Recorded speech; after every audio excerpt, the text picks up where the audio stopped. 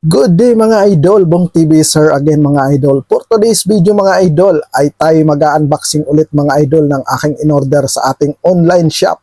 Na walang iba mga idol, yung kulay dilaw, alam nyo na yan, ang Non. Ayan, shout out dyan sa iyo Non. Wag na natin patagalin to mga idol, umpisa na natin to pagkatapos ng aking intro.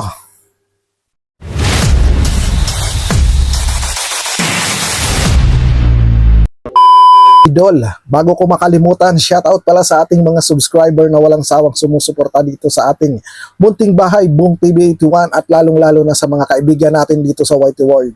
Ayan, mega love shoutout sa inyong lahat mga idol. Isahan na natin ang pag-unboxing mga idol. Dahan-dahan lang.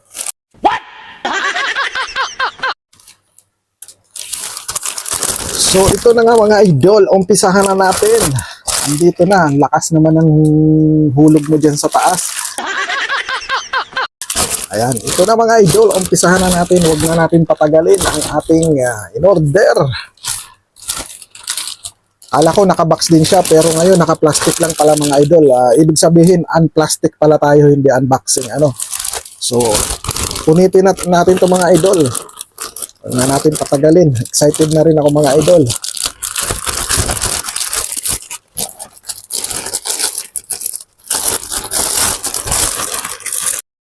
Ang in-order ko nga pala mga idol ay ang Maono Caster Light Sound Card.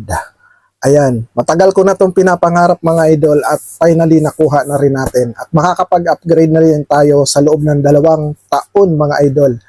So, ang dami kasing nakikita kong review dito mga idol. Maganda at saka marami akong nakakasama sa pagla-live streaming mga idol na gamit nila ang Maono.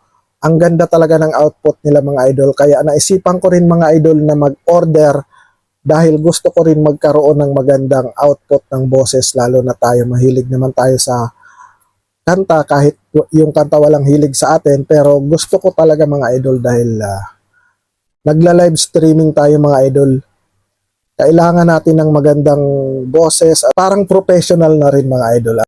A few moments later.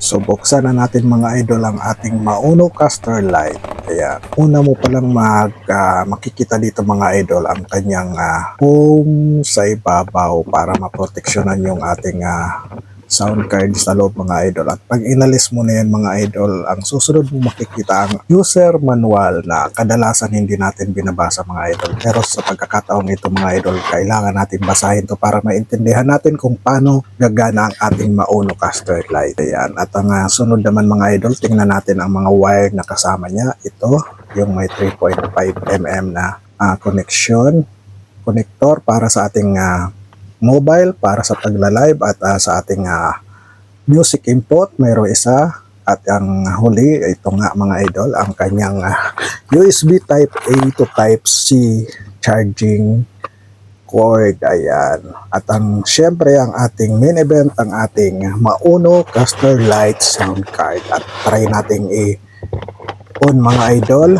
Ayan mga idol, ibig sabihin mga idol ay gumagana at full charge pa yung ating sound card mga idol. Maganda, may RGB light talaga siya mga idol. At kung makikita nyo mga idol sa personal ang texture ng kanyang pagka plastic mga idol ay talagang hindi siya ganong mumurahin lang mga idol.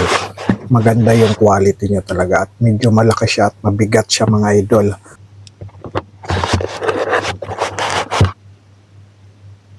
Bago ko pala tapusin tong video mga idol, pwede bang makahingi naman sa inyo ng konting favor? Kung bago ka lang dito sa aking YouTube channel, please consider subscribe naman at pakihit na rin yung notification bell mga idol para lagi kayong updated sa ating mga bagong video na i-upload dito sa ating munting channel.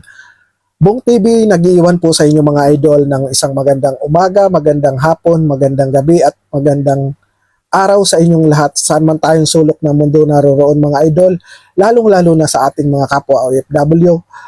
God bless you all po at ingat po tayo lagi lahat mga idol. Always remember God is good all the time. Bong TV is now signing off.